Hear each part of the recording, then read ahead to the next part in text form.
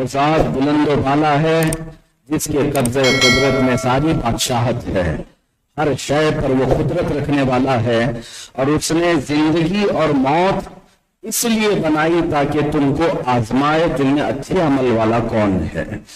ہماری زندگی صرف اسی لیے ہے کہ ہم امتحان کے میدان میں اترے ہوئے ہیں، اب رزلٹ کا وقت وہ موت کے بعد ہے، ہمارے نتیجے کا وقت وہ آخرت ہے جس کے متعلق ہمیں سنا دیا جائے گا کہ ہم امتحان میں پاس تھے کہ فیل ہوئے۔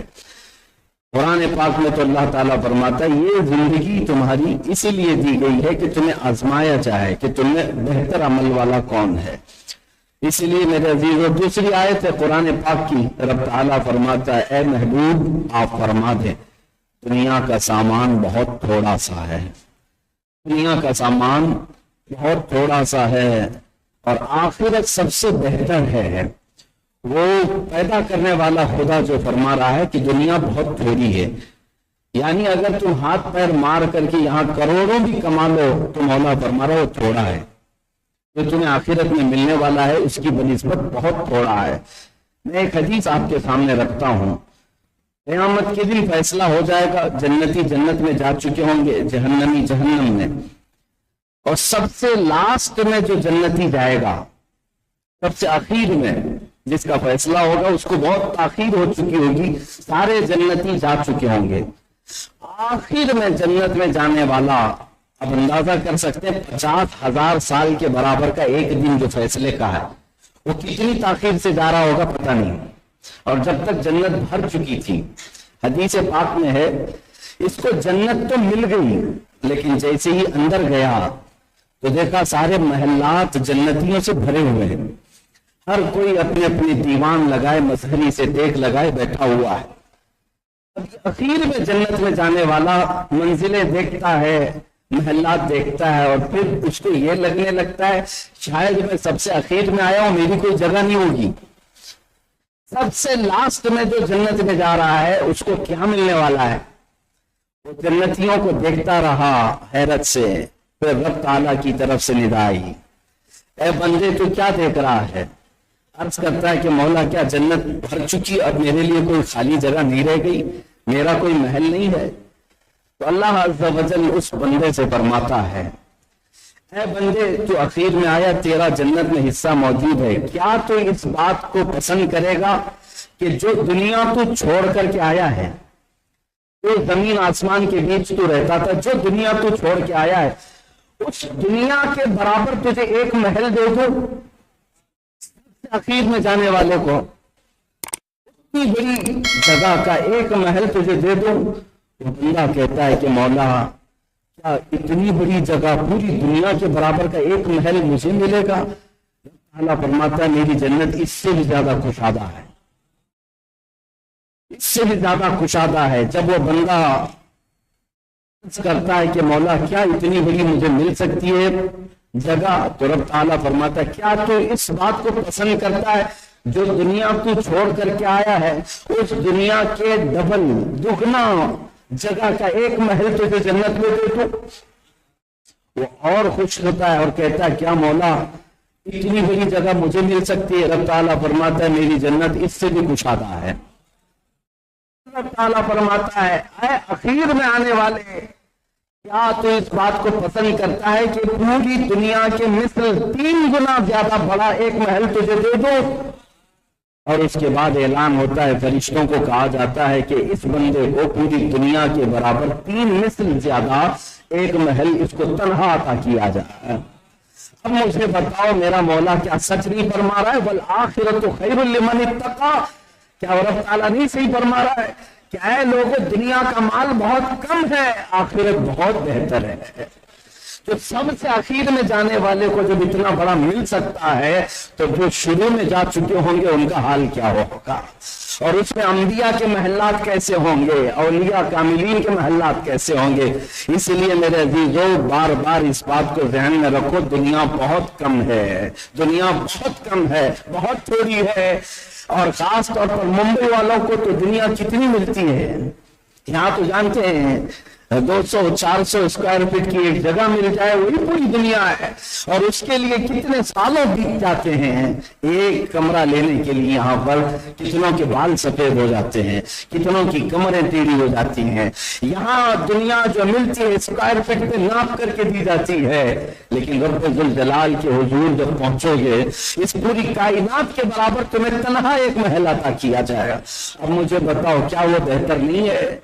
क्या वो बेहतर नहीं है? इसीलिए दुनिया की तरफ जिन लोगों ने दिल लगाए है उनके लिए खुसरान, खसारा है। कुरान कहता है वल अस्र इन्नल इंसान लफी खुस्र, ज़माने महबूब की कसम इंसान बड़े घाटे में है। घाटे में कौन होता है? जब सामने सौदा रखा हुआ है, हल्की चीज को बड़े पैसों से ले लेता है और महंगी चीज को छोड़ देता है, वो घाटे में है। यहाँ रब ताला तुम्हारे सामने दोनों चीजें रखा है, एक दुनिया के ऐश है और दूसरा आखिरत की जिंदगियां हैं। और अगर कोई आखिरत को छोड़कर दुनिया की तलब में रह गया तो वो जरूर घाटे में है, बहुत बड़े नुकसान में है। तुम्हें ये पता है कि बीमार होना है, तुम्हें ये पता है कि यहाँ मरना है, तुम्हें ये पता है कि मैं कभी सुकून से रह नहीं सकूंगा, उसके बावजूद इसके लिए दौड़ भाग करना अकल वालों की, मौला अली करमल्लाहु वजहुल करीम फरमाते हैं ये अकल वालों की राह नहीं है। और जन्नत जिसने नहीं देखा, तुम्हें पता है मेरे आका सल्लल्लाहु अलैहि वसल्लम इरशाद फरमाते हैं जो जन्नत में गया न उसे कभी बुखार आएगा न कभी उसे सर्दी आएगी, बीमार होने का टेंशन नहीं है, माल लूटने का टेंशन नहीं है, तुम्हारे घर पर किसी के हमलावर होने का टेंशन नहीं है, बल्कि वहां जिसको जो मिला है वो बहुत कुछ है। और सूरह वाक़िया पढ़ो आप, कुरान पाक में अल्लाह ताला जन्नत के नक्शे को बयान फरमाया है, किस तरह से जन्नती बैठे होंगे, नहरें बह रही होंगी, उनके लिए कनीजें जन्नत की हूरें खिदमत के लिए तैयार होंगी, गिलमान होंगे, उनकी ख्वाहिश अभी होती नहीं कि वो चीज उनके सामने रख दी जाती है। किस चीज के खाने की ख्वाहिश करते हैं वो सब वहां दे दिया जाता है। प्लस क्या है, न तुम्हें नमाज पढ़ना है, न तुम्हें वहां रोजा रखना है, न तुम्हें वहां हज करना है, कुछ नहीं है।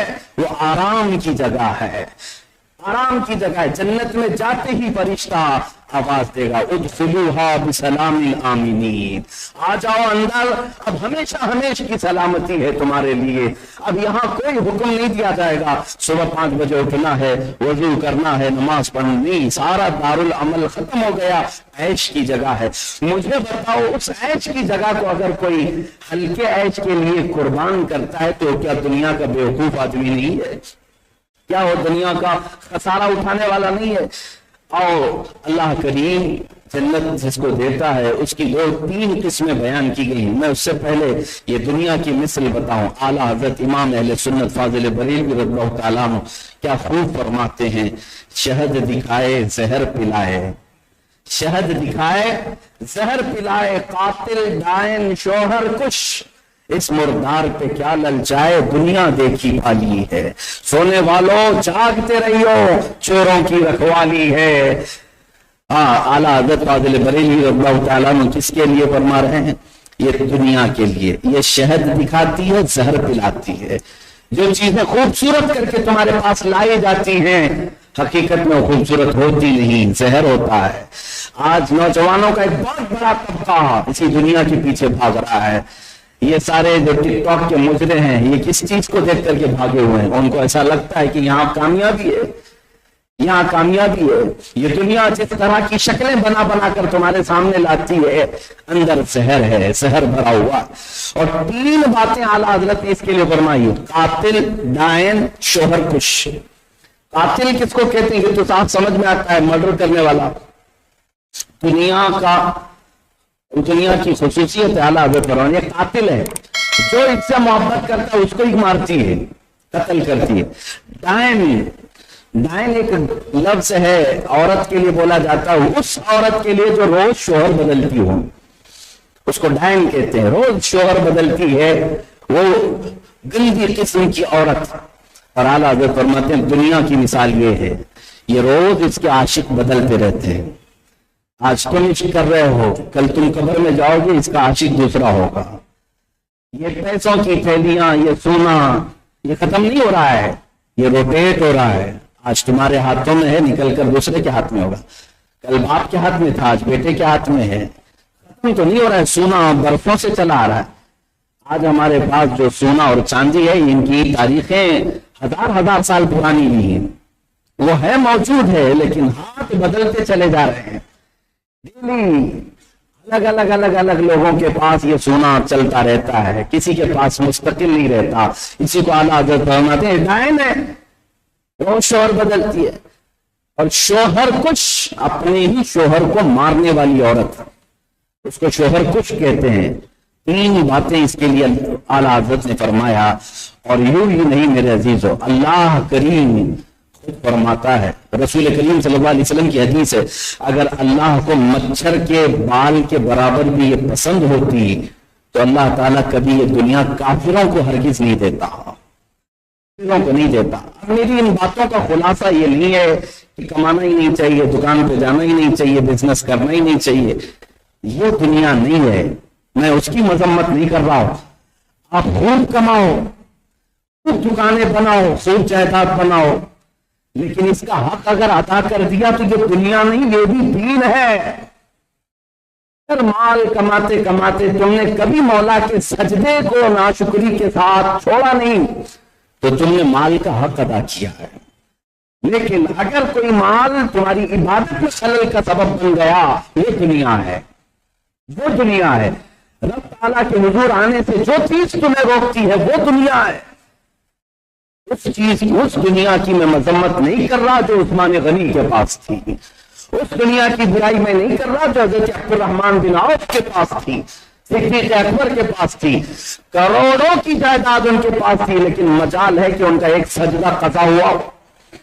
آپ کو میں بتاؤں، سیدنا عثمان غنی رضی اللہ تعالیٰ عنہ نے جنگ تبوک میں مال کتنا تھا اس کا حساب مجھے نہیں معلوم، لیکن جو انہوں نے جنگ تبوک میں ہدیہ دیا تھا رسول کریم صلی اللہ علیہ وسلم کے اعلان پر، حضور نے اعلان کیا تھا نا کہ کوئی ہے جو اللہ کی راہ میں دے، حضرت عثمان غنی نے جو اس جنگ میں ہدیہ دیا تھا آج کی قیمت کے اعتبار سے 120 کروڑ کی مالیت ہوتی ہے اس کی۔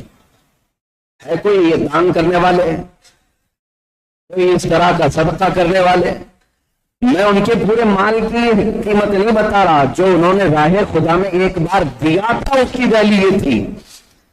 میں یہ کہہ رہا ہوں کہ اس مال کی میں مذمت نہیں کر رہا جو مال اللہ کی راہ میں جانے سے نہیں روکتا ہے، اس مال کی مذمت نہیں ہے۔ مال اس مال کی مذمت ہے جو تمہیں غافل کر دیتا ہے، اس دنیا کی مذمت ہے جو تمہیں رب تعالیٰ کی رضا سے دور کر دیتی ہے۔ عزیزان گرامی وقار، بہت مختصر سی ہمارے پاس زندگی باقی ہے، بہت جلدی ہمارے گھروں پر دستک ہونے والی ہے۔ ملک الموت کے متعلق فرمایا گیا ہر دن وہ ہر بندے کو ایک بار ضرور دیکھ کر کے جاتے ہیں۔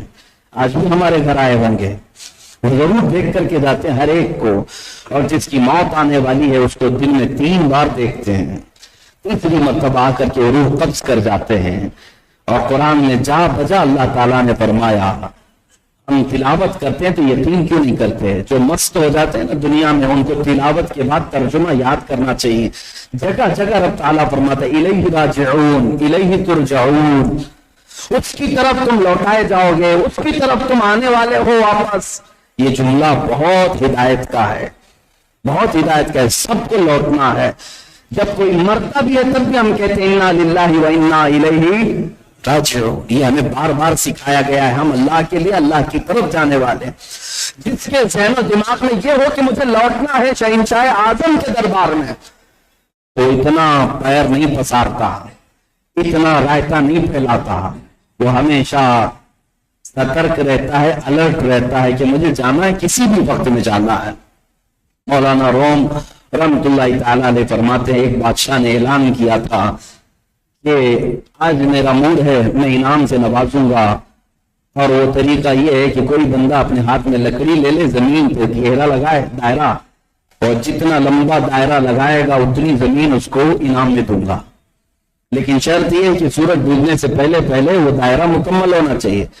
ایک وزیر نکلا اپنے ہاتھ میں لکڑی لے کر کے، کھینچتا ہوا بھاگتا ہوا کہ جتنی جگہ گھیر سکتا ہوں گھیر لوں۔ وہ لکیر بناتا بناتا بھاگا، اتنے کلومیٹر بھاگ گیا، 2 پیر ہو گئی، واپس آنے کا من نہیں کر رہا تھا، آج جتنی زمین گھیرنا ہے گھیر لو۔ दोपहर के बाद जब पलटने लगा कि वापस अपने पॉइंट पे तो पहुंचना है, नहीं तो कुछ नहीं मिलेगा, तो अब थक गया, इतना थका कि सांस फूलने लगी, असर का वक्त हो गया।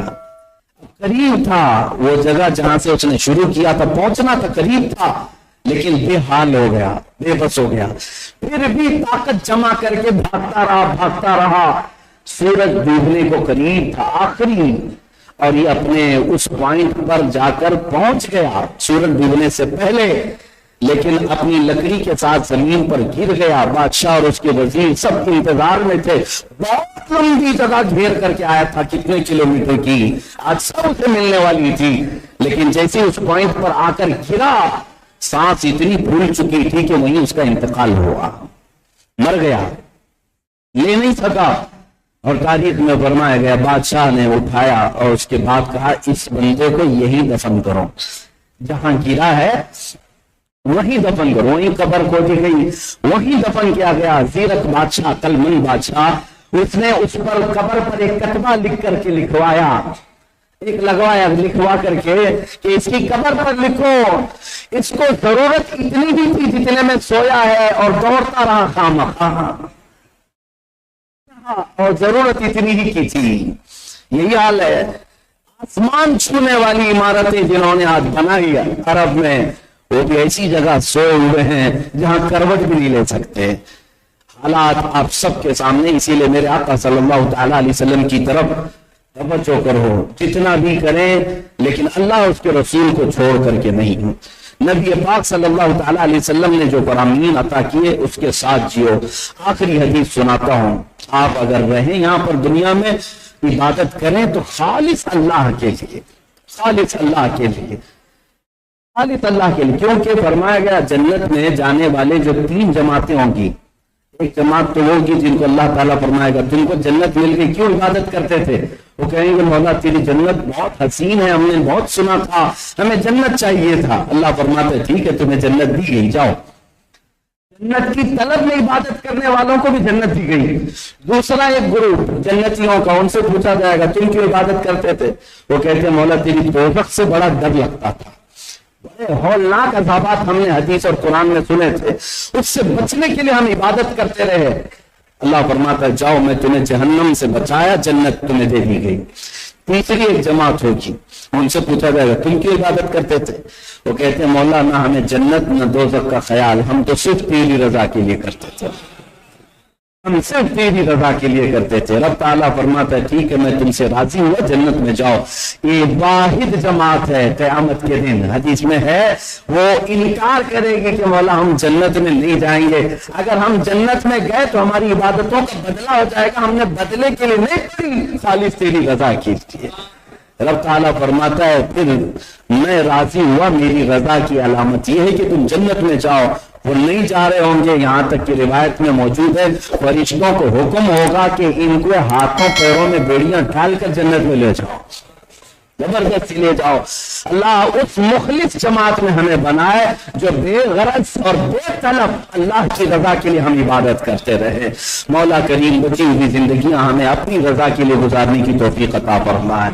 रब्बुल जलाल तेरे दरबार में दुआ ये है, काम वो ले लीजिए तुमको जो राजी करे, ठीक हो नामे रजा तुम पे करोड़ों दुरूद। ए रब्बे कदीर हमारे इस जुमा को कबूल फरमा ले, हमारी इस जुमा पाक में जितने हाजिरीन आए सबके दिलों को तेरी इबादत के लिए मुखलिस बना दे। ए अल्लाह हमारी पेशानियों में तेरे सजदों की तरफ दे दे, हमारी आंखों को तेरे हबीब का नूर अता फरमा, हमारे दिलों में सुरूर अता फरमा।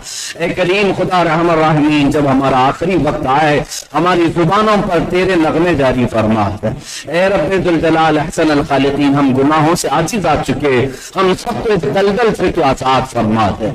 अल्लाह हमें वसवसों से बचा ले, शैतान की शरारतों से बचा ले, नफ्स अम्मारा के बहकावे से बचा ले। ए करीम खुदा दुनिया बहुत तुझसे मांगी है, बार बार मांगी है। अल्लाह आज के जुमा خالص تجھ سے تیری رضا مانگتے، تو ہم سے راضی ہو جا مولا، تو ہم سے راضی ہو جا اے رب ذوالجلال۔ اس وقت تک ہمارا جنازہ نہ اٹھنے پائے جب تک تو ہمارے جسم اور روح سے راضی نہ ہو جائے اے رب ذوالجلال۔ میں مروں جب میری موت آئے تو تیرے حبیب پاک کا دیدار نصیب فرما، ان کے پڑوس میں دفن نصیب فرما اے کریم خدا۔ ہم سب کو زمین آسمانی بلاؤں سے محفوظ فرما، ہم نے جو بیمار ہیں انہیں شفا دے دے، جو بے اولاد ہیں انہیں صاحب اولاد بنا دے، جو بے روزگار ہیں انہیں حلال روزیاں دے دے، جو ناحق مقدمے اور جیلوں میں ہیں ان کو رہا فرما دے، جو بے جوڑ ہیں انہیں صالح رشتے دے دے اے اللہ۔ اے کریم خدا حلال کھلا اور حرام سے محفوظ کر، ہمارے گناہوں کی بیماری سے ہمیں شفا دے دے۔ اخیر میں مولا بس اتنی التجا ہے اے رب ذوالجلال، ان آنکھوں کے بند ہونے سے پہلے ایک بار تیرے حبیب پاک کے چہرے کی زیارت نصیب فرما۔ وصلی اللہ تعالی علی خیر خلقی محمد وآلہ وصحبہ اجمعین۔